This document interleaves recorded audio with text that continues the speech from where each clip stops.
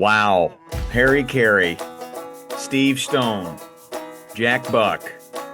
Man, oh man, those are some of the voices that narrated my youth. And how about it? We are the voices narrating your adulthood. Coach Chop, Coach Flikke, Coach Ballgame, episode 109 of the Talkin' Shop podcast. We actually have a guest today. That's a tease. It's Coach Allie Gator, who's the girls' lead of Coach Ballgame Inc. She runs all the girls' baseball, girls' softball camps, and she's just one of the best. Met her with Holy MLB. cow. Holy cow. She's one of the best indeed, and I'm excited that she can bring a voice for the young ladies, not just in softball but baseball. But rocking and rolling there. She'll be on in a few minutes to help us answer your questions. Chopper, how you feeling there in Arizona, my brother?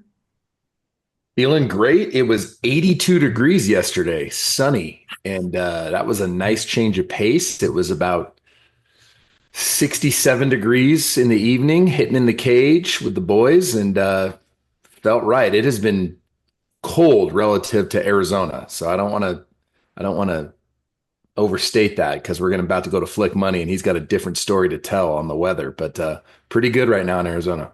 Juxtapose Flick Money. How we doing in Seattle, Washington? Coach, high today of 34, low of 22. We got ice everywhere. We got snow on the trees. It's a winter wonderland if you like winter wonderlands. Otherwise, it is bone-chillingly cold. I'm rocking my Dick's Drive-In, which is the best local old school hamburger joint in town. There's two of them, and just to try to stay warm, Coach. It's not baseball weather. This is the kind of weather that can shatter a Black Magic Easton in your hands if you get jammed and the guy throws hard enough. You know, it'll just whoosh, shatter into pieces. I might have Ouchie. dated myself there. Hey, well, I love dates. I know today's date is January the Februaryth, and it's 37th. February 4, and it happens to be the 100th day of my daughter Aubrey's school. So they all dressed up as 100-year-old grandma and grandpas. And man, oh man, I'll post on my socials that Aubrey James, 7 years old, but she's got a personality, and she dressed up like Granny from Beverly Hillbillies. I'm now dating myself, but I'm ready to rock. I will say this: we do have a webinar Monday. That's like in 6 days. Me, Chop, Flicky. It's free, and we're talking about the dark side of youth sports. How do things get toxic in youth sports? Well, anxiety, anger, nerves, and a lot of that stems from the parents. So we're excited to shine a light on it instead of sweep it under the rug and talk about how to fix it. But with that just a few days away, 6 p.m. Pacific, that's California time. You can sign up on my website, coachballgame.com. But Flick Money, we'll start with you. What causes the toxicity in youth sports? Where does the dark side come from, in your opinion? Yeah, it's the unlived life of the parents, the unmet dreams of the coaches, and we project all of that material onto our young ones, adding pressure. And then there's also just a lot of poor coping skills for dealing with emotions. Like, just how do we deal with when we get these feelings up in our body? And so for so many people, it's just up and out at somebody else. You know, there's just no filtration. So we're going to talk about some ways we can deal with that, manage that with the on the adult side, ways we can help our children manage it. And this is not, we're not talking participation trophies and everyone gets a feather in their cap when it's over. We're talking about how to get kids to play hard, how to peak perform, how to enjoy themselves, fall in love with the game, and keep this thing rolling. So it's important. Yeah, just we don't realize it sometimes, but we are putting all of our insecurities on display at youth sports events, and the kids feel it all. Chopper, in your opinion, the dark side of youth sports rears its ugly head. Why?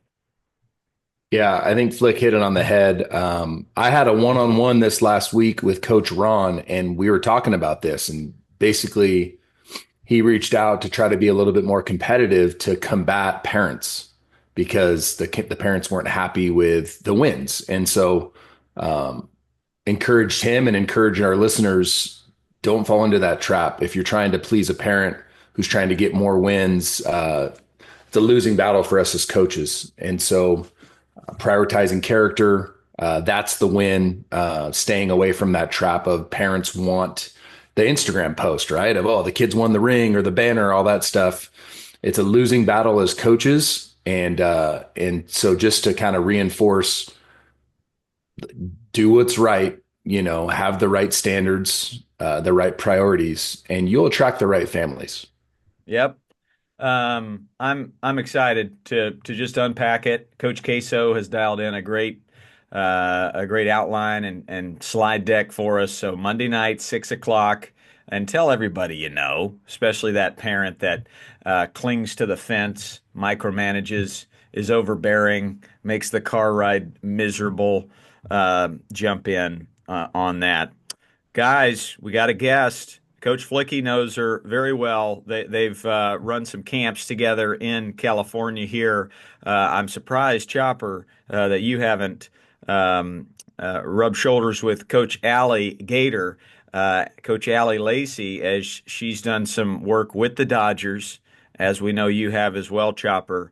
Snaps, listener for Coach Allie Gator. Allie, how you doing? I'm doing great. It's a wonderful morning here in SoCal, so I can't complain.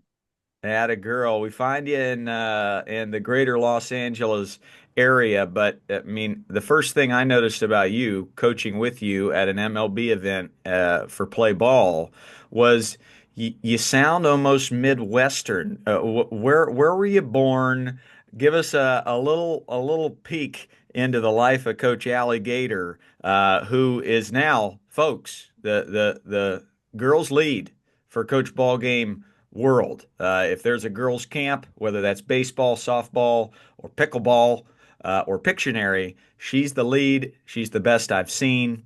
But yeah, where'd you come from, Coach?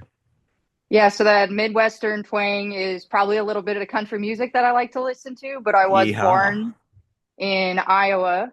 I was actually adopted at birth and brought to Southern California. So I was raised by a wonderful single mom, and she just allowed me to play sports all the time. I mean, she worked her butt off in the court system, and me and my brother, any type of sport other than pickleball, because that wasn't around back then for us, we were able to do, and it was really cool. So that Midwestern twang, country music, Iowa, close to the Field of Dreams, but haven't been back there yet. So hoping I can get there.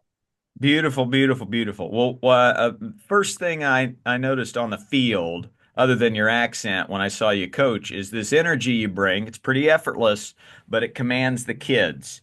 Where does that energy come from, Alligator? I think all of that comes from my time growing up as a kid. Like when I think of the coaches I had growing up, they were always inspiring. I can't remember a coach that completely just flat out yelled at me for something at practice. It was a, hey, Allie, get on over here.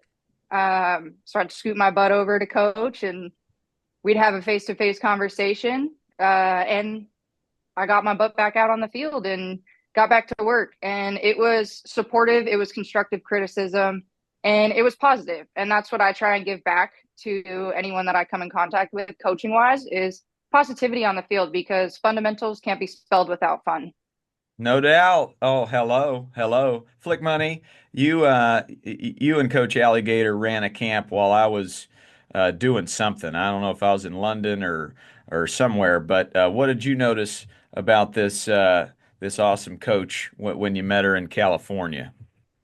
Uh, Similar to you, Coach, when I first met you, Allie's got the energy of at least 13 human beings, which is really helpful when you're working with young people. And she's an others-centered person. She genuinely cares about young people. So when you have that energy and you've got that depth of care, that heart, and I'm also on team adopted Coach Allie, so I feel like there's something there that kind of paying it forward for the folks that put into you and gave us opportunities. It's just obvious, Coach. She's an absolute gem and a credit to the coaching to our biz. Yeah, I'm super picky when it comes to coaches, and we looked long and hard. And when I found Coach Allie, I said, "Well, that's a great coach, and she's going to change lives." You're not just in the softball world. You are an advocate of girls baseball, which I love. So tell the listener, tell us what you're up to in the softball world, but also in the baseball world right now. Yeah, so I played my college career at Pasadena City College 2 years and then transferred to Cal State Northridge.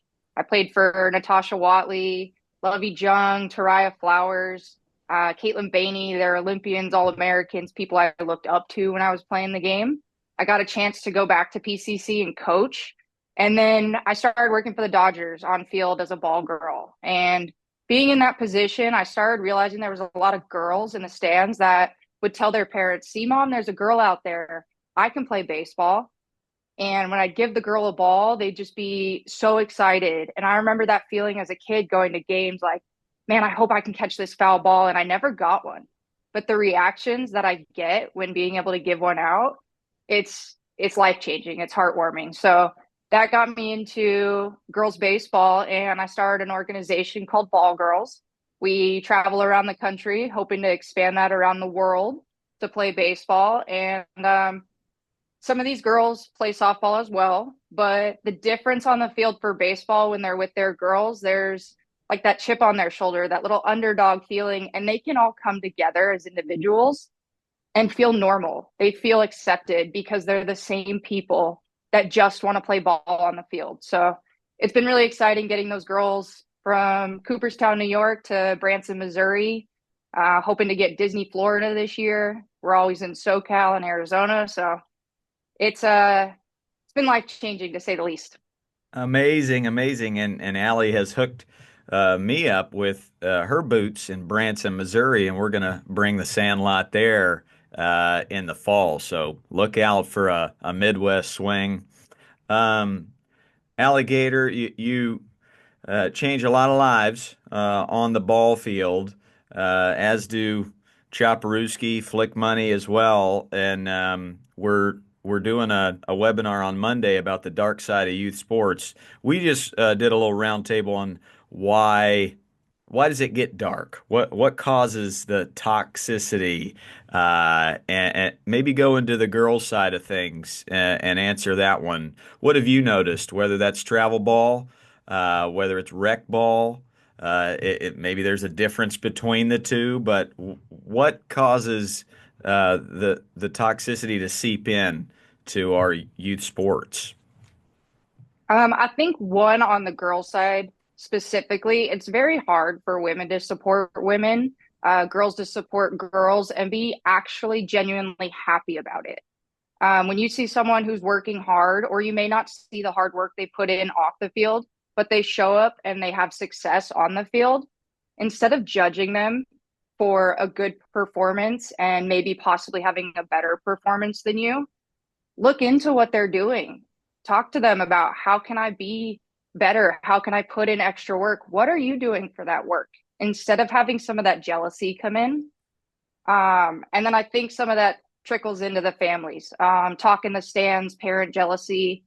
A lot of it that I'm seeing with youth sports is like scholarships. My kid's going to be the one that gets the scholarship on the team. Your kid's not. My kid's going D1. Your kid's going D3. They're kids. Like, I didn't think about my scholarship in college really till I was 16, maybe 15, turning 16. I knew I was a good athlete at 10, 12, but it wasn't something like I'm the best one and I'm going D1 and no one else on my team is. I want everyone else on my team to go D1 because that makes me better. So me personally, I always talk to my teammates to see what they're doing and working hard so I can get at that. But I think the positivity from the stands, that trickles down to the kids. So does the negativity in the stands. The kids hear it, whether it's in the car, whether it's at home on a phone call, it'll get to them. So trying to keep that positivity and like that work ethic there instead of the jealousy in women's sports and girls sports, I think is a huge factor. I love that. Chopper, on the boys' side, let's go elite space. How do we get that positivity from the bleachers? What can a coach say? How can he get that culture right? Yeah, it's just setting the expectation, and your culture is what you tolerate. So having those conversations with parents, when it rears its ugly head, have a one-on-one with that parent. But if you do it right, the other parents will kind of, keep protect your culture, protect the shield, so to speak. Some of the parents, for me, they'll if they know that they might have an issue, they'll go out to the outfield and they'll just, they'll make sure that it's because body language can be read too, almost as big as the words or the yelling or the screaming. And so there'll be times when I'll see a parent head off to the outfield, and I'm proud of them because it's, their emotions are their emotions, but they're learning how to kind of piece it together to create that good environment for the kids. Yep. Jim Henson said it. Kids don't remember what you teach them. They remember what you are. I did a post this morning about body language and tone and how important that is. So, practice it, parents. I mean, go in front of the mirror and watch your facial expressions as you say, "Come on, Jimmy, you can do it." And ask them, "Hey, son, daughter, what kind of fan should I be for you today in the game? When I speak, do you hear joy or do you hear anxiety? Like create a two-way street there." Flick Money, before we hit our listener questions, anything on your end as far as those bleachers go? No, just the idea that, I mean, if you're for parents and coaches, if you're after peak performance, you want your players to play the best they can possibly play. We play our best when we're in a calm and relaxed, focused state. That flow state is there's a relaxation element to it. Um, and it's hard to describe for people who have not been athletes. But what certainly doesn't put us into that state is that anxiety and all of that desire getting put into yelling and making a lot of noise, and that has that edge to it. It just doesn't work.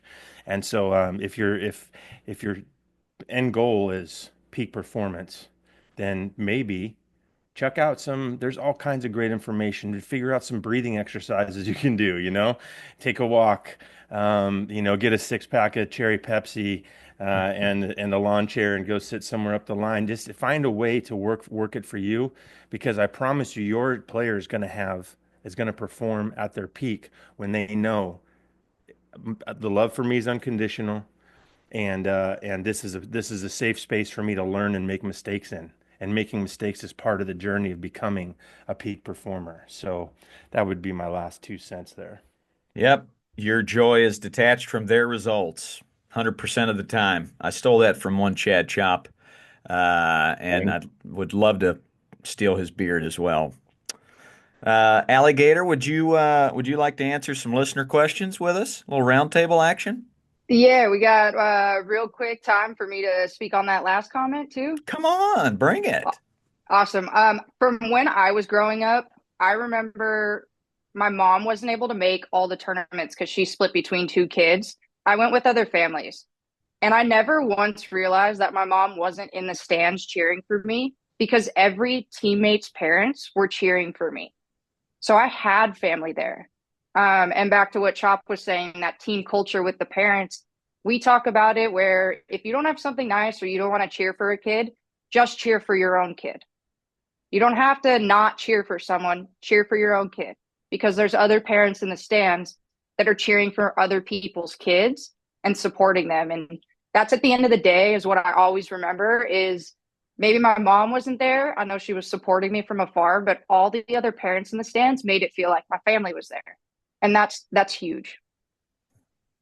Beautiful culture, family, community. I know the pups are building that in Tucson, Arizona. Rock and roll, brother. By the way, I'm going to Arizona in less than a week. We've got a Chandler, Arizona sandlot on the 12th. Coach Flick Money, maybe he'll share why he can't make that one. But I'm bringing Coach Pterodactyl, and we're gonna rock and roll. Um, uh, Flick Money, will that be a tease for the end of this episode? What do you think? Yeah, coach. Let's hold that one off. That's big news. That's big. That's bigger than most. It's definitely big news. So yeah, hang on for that one. We have diligently gone down the line of every question you've posed via email or on my Instagram messages. If you have a question, send it to at Coach Ballgame's DMs. I will copy and paste it into our text thread here, and this next one comes from Illinois. Um, I have a baseball issue that is keeping me up at night. My fourth grade son has played in our local league since he was 5. He's now 10. I'll just be blunt as not to waste your time. He is usually about the worst player on the team. He has a hard time making contact with the ball. Now that it's kid pitch, strikes out most of the time. He's usually put in the outfield and does fine when the ball occasionally gets to him. He doesn't have a huge passion for the game. He does for soccer. He doesn't want to practice much baseball, though. He wants to keep playing because all his friends play. Most of them are now part of a travel team as they're just at a different level. I think it has transitioned away from being a social thing for these kids. They're really focused on the game, practicing a lot, playing on travel teams, etc. It's a really big time commitment for all involved. Um, we also have another son in sports, and they both do soccer, flag football as well. We don't want to commit to anything longer. We don't see a lot of value in him continuing to play, all things considered. We also don't want to force him to quit. Any advice on how to approach this situation? A lot of times we pose a question, we don't have much context. We've got a lot here, so who's ready to fire away here? Who's feeling it? Ready, set, Coach Flikke. Vulnerability salute for this parent. I know. Thank you for sharing your experience with us. And just heart goes out to you and to the player. I just, especially as a 10-year-old, I believe in him directing his own experience at this point. So if he's willing to go out there and struggle and be on the struggle bus, I understand it's probably hard for you and you know you don't want to see him go through it, but if it's something that he's willing to do or they're willing to do, then let's get behind them. Maybe a private lesson. You know, maybe there's some things you can add to the a couple of logs you can throw on the fire that might fan some success. But I would just say if it's something that he's willing to do, you don't, you know, being the person to be the sounding board when he wants to talk about it. Be the sounding board. I think your instinct is right, in my opinion. I don't know that I would go at him and say, "Let's be honest, buddy. This is just not your gift," because stranger things have happened. Sometimes hand-eye coordination kicks in, you know, a little late for these kids. So Yeah. Chopper, what do you got? Yeah, just be supportive. If he wants to play, he wants to play. And if he doesn't want to practice, he doesn't want to practice a whole lot. So he's happy to just be there to participate. It's a rec league. So I would echo what Flick said. If he wants to do it and he's okay with it, I'm good with it too. I can say this. We had a couple kids this last year in Little League that started off where a lot of things were tough for him, but we were able to coach him and help him and give him some kind of cues. I will say this for the dad, start being aware of where he's missing. If he's consistently missing under the baseball, there's a couple really easy things that you can share with him. One being just try to miss above. If you're missing under, let's just try to miss above or try to hit a hard ground ball back to the pitcher's feet. And sometimes that little thought can really trigger some contact and some solid contact. So there are little things you can do, but just make sure everything is underlying with unconditional love. And he's 10 and he wants to keep playing Little League. That's what it's for. Yeah, I think he's old enough to be posed the question, do you love this thing like you love soccer? because there's a great life lesson here of, okay, this is a different level, and I'm going to need to spend more time working on this thing to keep up with everybody else. He loves soccer.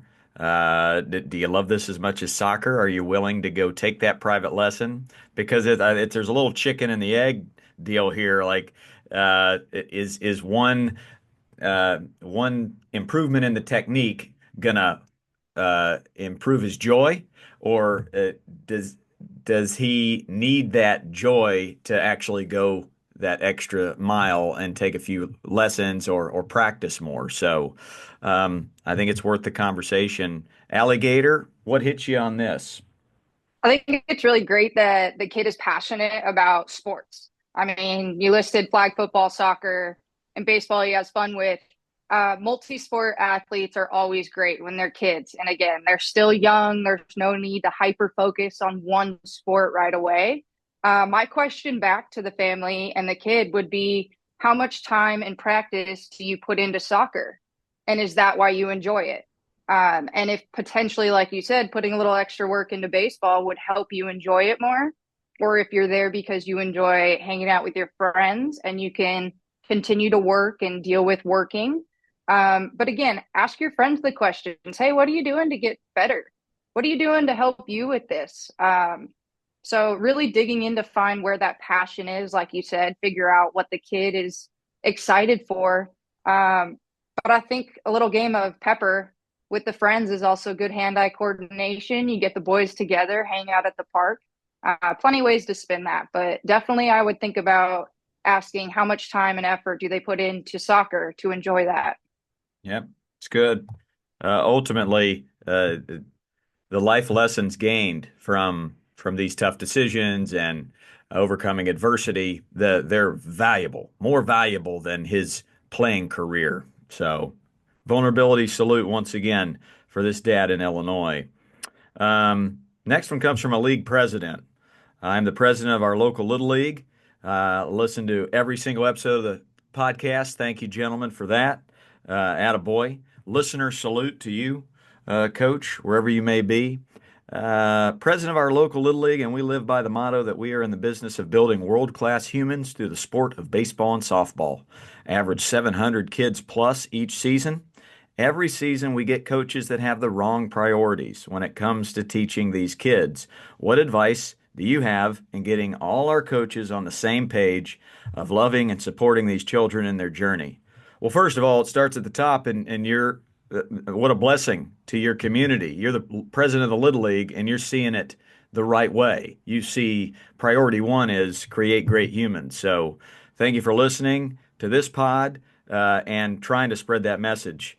I mean, this before we go roundtable on this one, jump into the playbook and jump into our online course. Me, Chopper, and Flikke, we have an online course that we're launching in the next few weeks, and it's the psychology of coaching.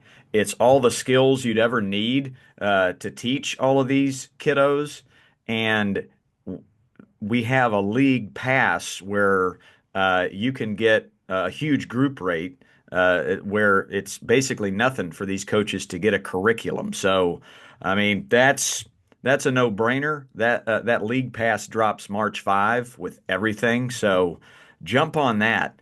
But before I send it over to Chopper, win small to win big. Lead by example. Embrace those small wins. You're not going to change 50 coaches at a time, but you could change one at a time. Eat the elephant one bite at a time. But we ran into this last year when we did our playbook, is all of these coaches and league presidents took the course, loved it, and then they're like, but how do I get the rest of my community on the same page? So, Chopper, what's your advice to this league president? Yeah, it starts with the playbook and then just highlight the coaches that are doing it right. And sometimes that can be pretty awesome because maybe the coach of the year isn't the coach who won league the wrong way, but it's the coach who prioritized character and fun and fundamentals and high baseball IQ, and just it's a birthday party every time they practice or play a game. And that's how you can do it. We talk about this a lot. I learned it from you, Coach Ballgame, where you celebrate what you appreciate and not necessarily what's going wrong. You don't draw attention to the kid who's not listening. You give a baseball card to the kid who's giving you eye contact and who's listening and just doing kind of dialed in. So give that baseball card to the coach that's doing it right. And it's not like you shun the coach that's not doing it right. You love him and you try to bring him along slowly and celebrate the small wins. But I would highlight those coaches that are doing it the way that we all know is the most important. Yeah, I know this podcast is going to be valuable until we're no longer alive because there's going to be a new crop of T-ball coaches and young coaches that just they're coaching like we started out coaching, angry about the win. Let's make the next Mike Trout. And it's not about that at all. So, yeah, Flick money. Pass it over to you. League president advice. Yeah, Coach. Um, it's difficult to integrate new learning and translate that to new folks, especially if they haven't done the learning alongside you. So if you can't get them all to the playbook, how do you then get them on board? Well, it's you're going to have to. It's a long-term question. You're going to have to work on it in multiple levels. And I would say the coaches that are really struggling with the priorities, it's obvious that they're prioritizing the things that are going to cause harm. That's going to have to be some one-on-one intervention time. We talk about that a lot, how to have an intervention with an adult. It's got to start with a relationship. You're going to have to build some trust with that person. Um, but if you're looking for a tool, the playbook and all the stuff that we're talking about, they are assuming that the players that are coming to each of these teams have a certain baseline of wellness. In other words, there's a thing in psychology known as Maslow's hierarchy of needs, and it basically says none of us can thrive at any level unless our needs are being met. There's a foundation of our physiological needs. Obviously, we need air, we need water, we need food, we need sleep. Then there's a level above that. That's some psychological needs that we have for safety, for knowing that we're okay. And you have to address each of these needs in a very specific way in order for people to be able to take in learning. And so I think if you can bust that out as a tool, you could print one off and sit down with this coach and say, hey, I love your competitiveness. I love how you want to see the kids succeed. It's obvious how much you care about the game, but we have to meet a couple of these kids' needs for some psychological safety, that it's okay for them to make a mistake. That's the only way they're going to be able to attain these higher levels of, what we would call self-actualization, becoming their fullest, best self. They have to have some sense of wellness and safety within the structure of the team. And frankly, what I would say if I were you, league president, to a coach who's having trouble with this, frankly, we need some improvement here in this strata right here, which is the psychological safety and well-being. And I know that's not your intention. I can tell, but no one spends this much time hitting ground balls to kids if they don't care. But it's not translating as care. So we need to address this. Now, what you're going to get the pushback from coaches like this is, oh, soft. This is, participation trophies. This is the way of the world. You're going to get that pushback. And you're going to say, no, this is actually hard science at this point. We know exactly how people thrive. And, when we talk about old school coaching in the 1950s and 60s, the way that our dads were raised, and then they did, and our old coaches, that was a time when the family structure and the economy, we had the biggest middle class in the history of Earth. There was a lot of jobs, there was a lot of manufacturing jobs, people in these cities that are now really struggling. There was a lot of work, so families were doing better. So a lot of these needs were being met at home. So when a kid came and played on your team, you could yell and scream and air him out. Bobby Knight could throw chairs at people and hit him in the side of the head. And there was a basis of well-being that they could receive that coaching and receive that as, care and love. But if that stuff isn't happening, and it's happening less and less, unfortunately we're in the split between rich and poor is widening, a lot of unmet needs for kids at home. And so they come to our field And we have to be some of that. This is a new era of coaching where you are a coach. Yes, you are a mentor. You're a teacher. In some cases, as Allie pointed out, you're part of a parent for a young person who might that day needs an adult in their life to be that person. So that's a long way of saying, Coach, one tool would be to kind of, you have to do some education about what is happening, and why it's important. And Maslow, Maslow, hierarchy of needs, you can print them off and have this conversation. Scholar salute, Coach. I always tell coaches at my coaches clinics, this may be the most thankless job you ever have, but the most impactful for the good or the bad. So act accordingly. The bad picture gets painted in a kid's brain just as quickly and maybe more clearly than the good one. So you can change a life with this job you have. Allie Gator, what advice do you have for this league president? Yeah, I think the president sounds like he's on a great path to setting these kids up for success in multiple fields, not just on the baseball field. I would think that hosting coaches clinics, coaches meetings, as simple as a Zoom with the coaches, talk about different practice strategies, talk about rotating the kids, keeping them going, maybe the language or the way we approach the kids. Like you said, my place of safety was at home, at school, and the ball field. I always knew that when I was at those three places, I'm good. I don't have to worry about anything. I yell mom in the stands. 10 moms look at me and say, what do you need? And it was usually every mom but my own. And so creating that culture of really having everyone on the same page from your 14U team all the way down to your kid pitch 6U T-ball team. There shouldn't be any big changes in the way the coaches present themselves, in the way they present the game, and the way they represent the league overall. Love it, Allie Gator. This will be the best advice you get all day. Any league president or board member, order a bunch of pizzas and have all of your coaches congregate Monday night, 6 p.m. Pacific, 9 Eastern, for a free webinar with us. And we're going to clean all this darkness up and help your coaches know how to change lives for the better. And all that toxic stuff, all that yelling, we're going to shine a light on it, and we're going to give you tools to fix it. So come on. I'm not selling anything. It's free. So just do it. Michael Jordan, Nike, not a sponsor. Next question. My 7-year-old berates his teammates.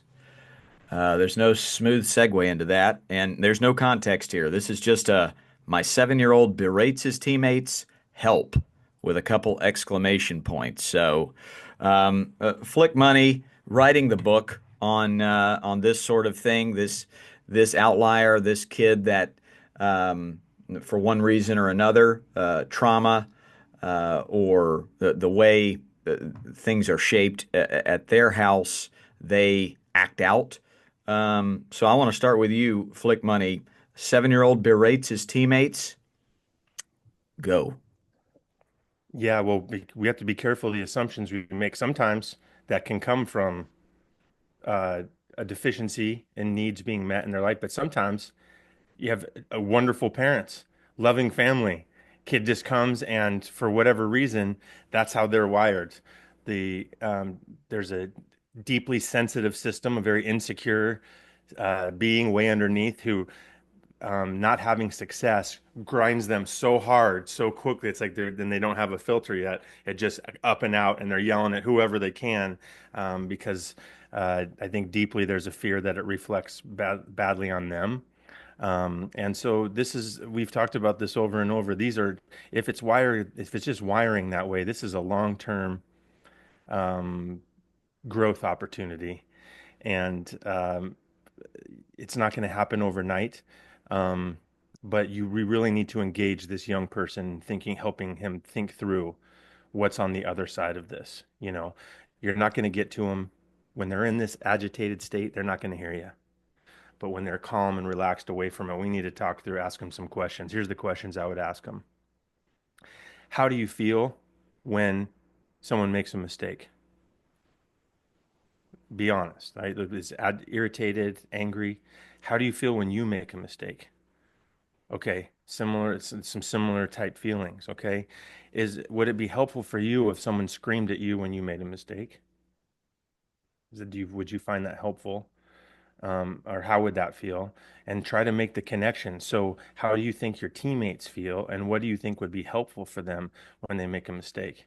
Now, it doesn't mean he's just going to be like light bulb. Oh, I got it. Now I'm going to have control over my emotions. But we need to start setting a North Star of understanding, and hopefully over time, that neural pathway connects up and gets met for them. But this is a tough one because we've talked about this personality a lot, the super sensitive, hypercritical, perfectionist. I resonate with this from when I was little, and it's really a maturity thing. It takes a lot of time, and it's tricky. It just does not happen overnight. So be patient. This is where patience is going to be a huge, huge benefit for everyone involved. Yeah, I learned this from you, Flikke, watching you in action with this type of kid. I never have and didn't just then hear 1 ounce of judgment in your tone as you were asking those questions. That's the key. If you've got baggage, if you've got insecurity, if you've got anger, and when it comes to this certain topic, you're not ready to ask those questions to that kid. Make sure there's zero judgment, and a lot of love and empathy. Just swamped with empathy when you ask these questions. If you fight fire with fire, non-productive. I think it goes backwards. Chaparooski, the berating of teammates. Yeah, everything Flick said, and I would add, hey, little man, this tells me you care, which is great, but like I need you to care more about being a good teammate or your teammates' emotions or like helping them navigate failure. So, and a 7-year-old's, that's going to be tricky for him. But you just kind of planting that North Star, like Flick said, and then having an action plan of like, hey, dude, here's the deal. Like, we love you and it's unconditional love. But if you keep doing this, this is how we're going to address it. Maybe it'll be a minute outside of the dugout and giving you a chance to kind of cool off. If it continues, maybe it'll be, hey, we're going to send you home that day. Doesn't mean we don't love you. In fact, it's the opposite. It's not a punishment, it's a privilege that we're going to help you work towards understanding that this isn't something that we do. Even at 7, we're not going to yell and scream at a teammate who makes a mistake. So, yeah, try to get to the root of it and then have an action plan and help him to understand, like, even at your age, how we treat people really matters. And especially in crisis. And crisis is an overstatement, but through failure, you need your teammate or your brother or your sister to be there for you and to pat you on the back and say, it's going to be okay. I can't wait to see how you respond. Or, hey, I got you. I'm coming up next. I'm going to pick you up because I love you and I love this game. And I can't wait to help you in this moment. Love that too. I used to shame the disruptive. I used to shame that type of kid. What's wrong with you? Go into the other dugout. Go take that lap. And everybody watch him as he gets embarrassed for his actions. I don't know why I came out of the gate like that, but I learned with great mentors. Uh, be annoyingly praiseful to the good. That's a great way to build culture out of the gates. And that might be the one tool that kid needs. He needs to just see kids giving high fives for good effort. He needs to see coaches giving fist bumps to the kid that just made a mistake, going, I've made a mistake too. He may just need to see a grown up be vulnerable and say, yeah, I used to be that. I used to have that quality. That's a great quality when it matures. You're going to be a winner. But right now it's hurting others' feelings. Here's what I tried. And maybe that's all he needs is the Superman cape to come off for the coach. Allie Gator, what you got? Yeah, so like Chop said, sports is a privilege. You don't just get to be out there because you want to. It's an earned spot on a team. Um, Baseball's a team sport. You can't just play one person on the field in 9 different positions to win a game. So if the one player who's getting frustrated continues to single themselves out like that and want to possibly be by themselves, it's not going to work in the game of baseball. And that's probably the last thing that kid wants to do is leave the sport. Um, Simplest form, if the needs outside, like Flick was saying, if all those needs are being met and things are good at home and the kids being fed and sleep getting plenty of that, school, education, has friends, maybe it could be as simple as a couple team bonding activities at practice. Throw that water balloon back and forth, see what teammates and pair in your team can go the furthest. Play some duck, duck, goose, try and bring that team together, because at the end of the day, it's not just one player on a baseball field. It's 9 plus possibly the other 3, 4, 5 kids in the dugout that make up that team culture. It's awesome. It's just as helpful for the other 10 to understand how to cope and deal with this situation than it is for the one overcoming sadness or adversity. Again, it's just a big geyser of life lessons that you're able to navigate and help them navigate through life with. So you're not going to notice this. This coach obviously has their priorities in place. They're noticing the berating. They're not totally focused on a win or skill development. You can overlook these types of things if your priorities aren't in place. So it's a good one. It's a good one. What if I have a child that shows no emotion for the game, but tells me he loves and continues to want to play? I want him to have more passion to learn and better himself. So, mixed messages coming here from the child. Shows no emotion with the actions, but says, I love the game and want to continue. So, um, who wants to start this one off? Yeah, I see Question: it. Is this coming from a parent, Coach? This Is a is parent this saying is about my this, child? this seems to be, what if I have a child? Yeah.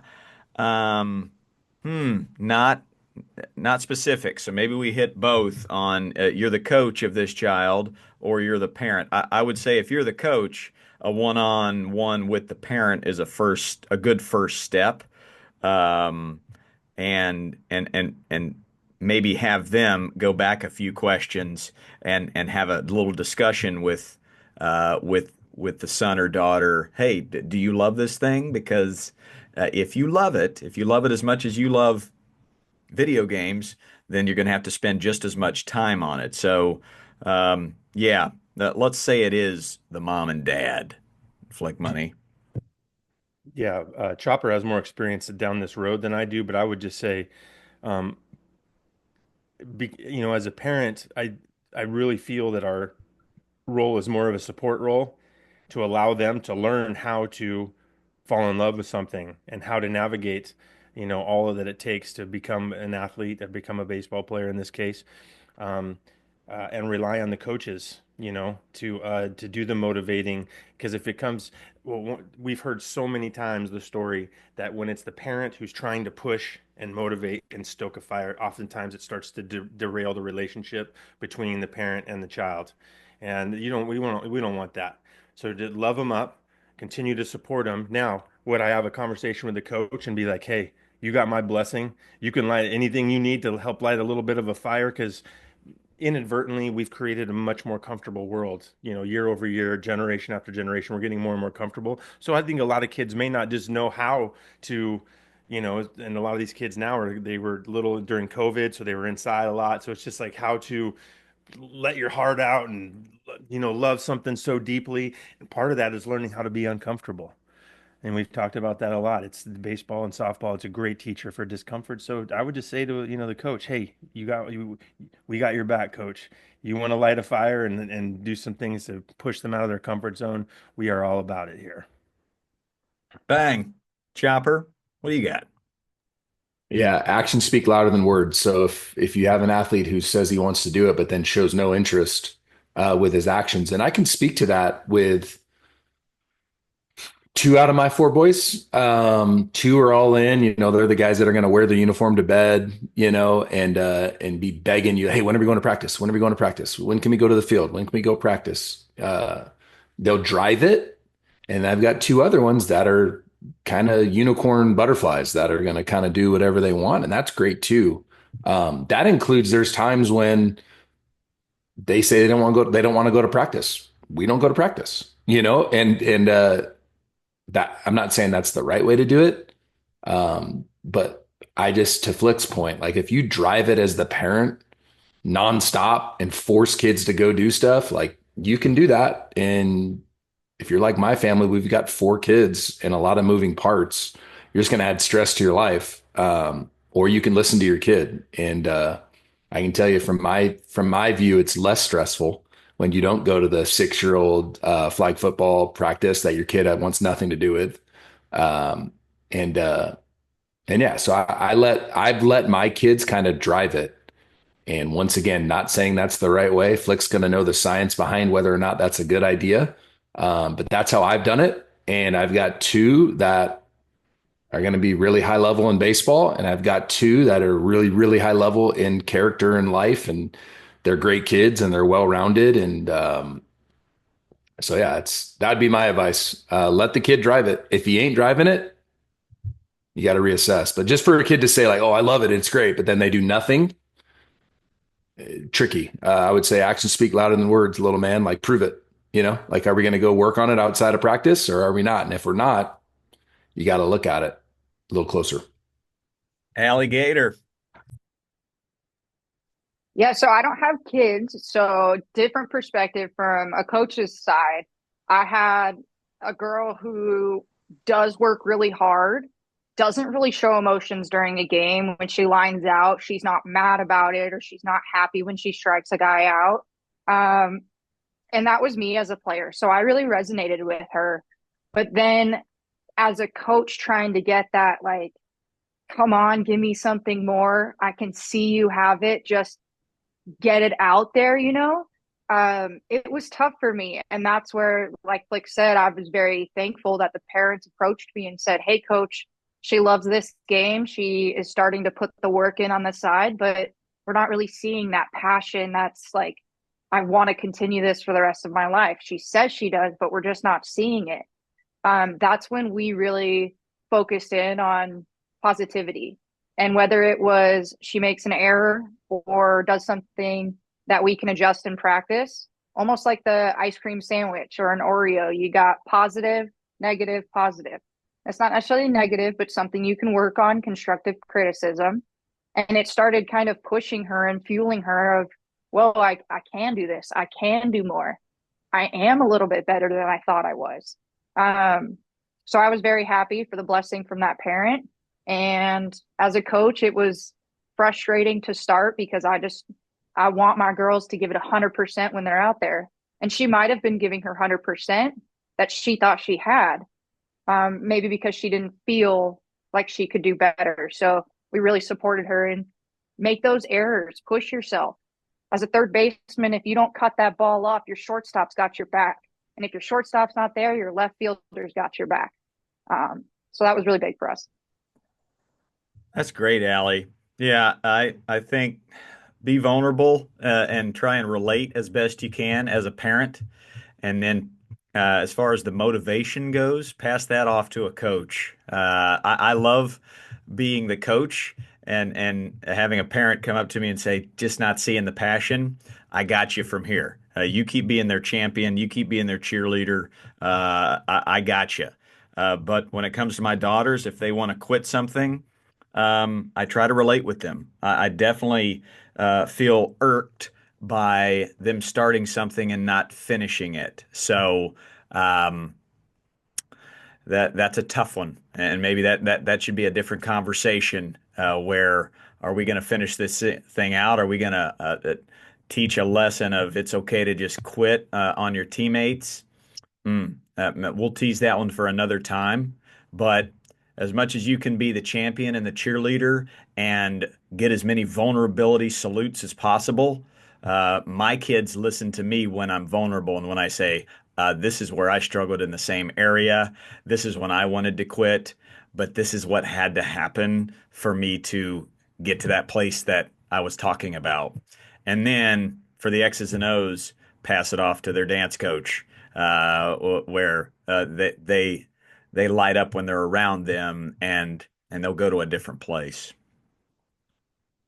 Last one, and then we'll hit the road.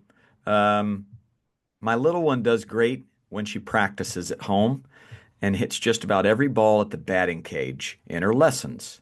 Game time, she hits nothing. She can't hit the ball during the games and then does nothing but beat herself up over it afterwards. I feel so bad because I've practiced with her and know she can swing and has timing down, but how do I help her get out of her head when it comes to game time? Great one to end on. Got to be incredibly relatable for every parent listening to this. Allie Gator, let's lead off with you on this one. This is a young lady who she's got it on the driving range, can't put it together on the course. What do you got? It's frustrating. That's one of the most frustrating things is knowing you're putting that work in, knowing you're going to be successful, and then not seeing that success. Again, baseball, softball, 3 out of 10, you're a Hall of Famer. That's not a great success rate right there in terms of school testing.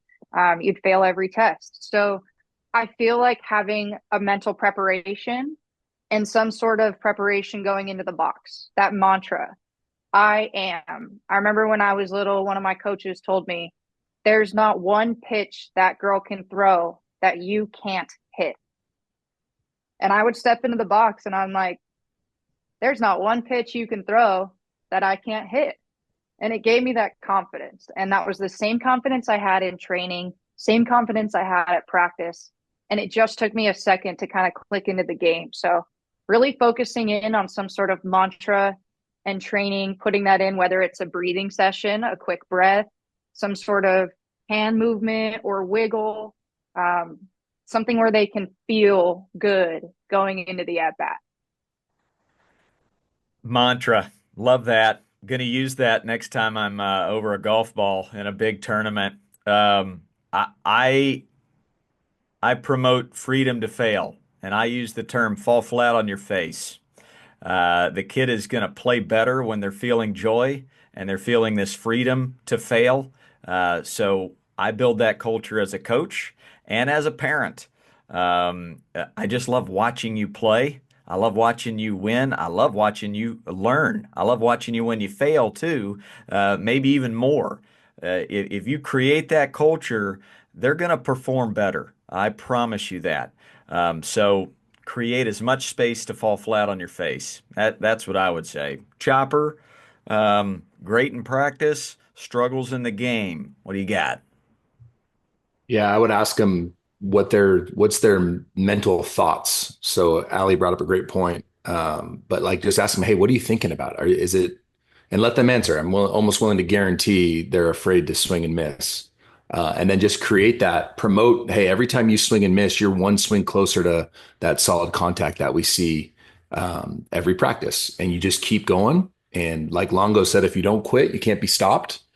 And just encourage them to like, hey, just do your very best and try to see the ball as well as you can and put the barrel on it and see it. And whatever happens, happens. Just know that I'm here to support you as a parent. I'm here to support you as a coach. And we know your ability. We know you're putting in the work and it's going to pay off. You don't have to stack great days to become great. You have to stack consistent days. And so just keep working, keep going, keep going, keep trying. Every swing and miss is that much closer to that solid contact that you really want. And you've shown you can do. Love that. I say that every time I make a bad golf shot or I make a double bogey. I just got a little, I just got 1% better at So much golf closer to right there. consistency. It also made me think of can you normalize the game situation in a practice setting where you've got let's get some girls out there pitching as if it's game situation, but you're in practice and maybe she's not swinging, maybe she's just watching it out of the hand. But that experience goes a long way. So I would request, hey, Can we get a little game situation in practice? Maybe the coach is open to that, or you just have some friends that can pitch and catch, and you feel that in practice. That helped me a lot. And just also make sure they know it's very normal. Batting practice, that man, it seems easy to most, but a game, incredibly difficult. So let them know this is normal. Just like being afraid of getting hit by a pitch in a game. Very, very normal. You don't feel that off of a tee or in batting practice. So, Flick Money, close us up on this one. I love what you said. I'm going to piggyback, coach. Replicate game intensity in practice as best you can. Because what you can't do in a less hitting lesson, what you can't do in the cages is replicate the intensity of the desire to do well. Because that desire coming from within the player causes them to get up in their head.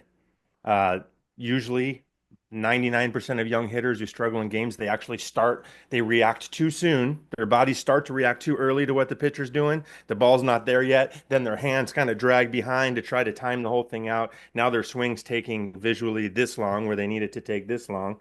And there's not a lot of lock in and focus on the ball.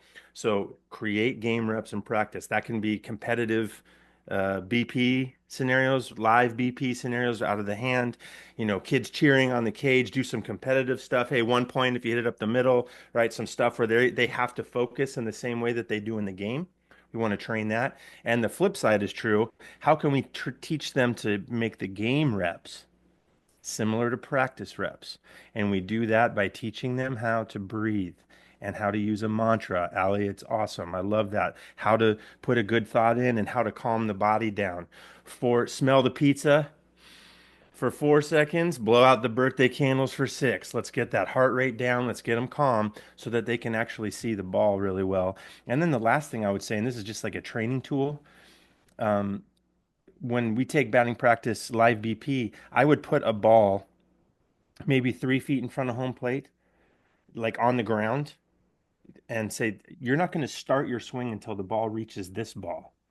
Because they're just the young hitters, they just start early and then they drag the hands. They're so excited to be out there in a game and hitting. So we need them to giving them a little visual marker of that's how long you're going to wait before you even start. You're way faster than you realize. So we're going to wait there. So make game reps practice like, make practice reps game like. And if you need to give them a little visual tool for when they're going to start their swing, that's going to speed it up. And typically contact will start flying. Man, I'm always a better person. I make better choices. I have better thoughts when I'm around you. Great to add Allie Gator to the mix this week. Eye black salute, Atta indeed, girl. and add a girl. She messaged me yesterday, willing to help. This Saturday, the West Pasadena Little League is basically opened their fields for the Altadena Little League, whose fields burnt down in the LA area. Most of their families are displaced. So we're throwing a party in Pasadena. I'm going to do a camp, and Allie Gator wanted to join and just create some normalcy and joy for these families. Super fired up about that. We raised a ton of money for these families in our MLK camp just a few weeks ago. I am excited to show my daughters kind of the hands and feet of goodness. Like, this is what it looks like, service. This is Clemente.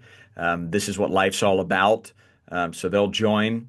So thank you, Allie, for being willing to help out there. That's going to be awesome. And they have a GoFundMe page, this Little League. So I'll post it to my bio and my Instagram for any of you that want to help these families and this Little League. I'll create that link in my Instagram bio. So that's that.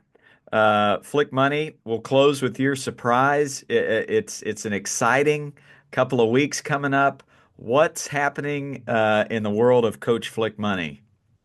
Coach, uh, on Valentine's Day, I went with the ultimate Valentine's present idea.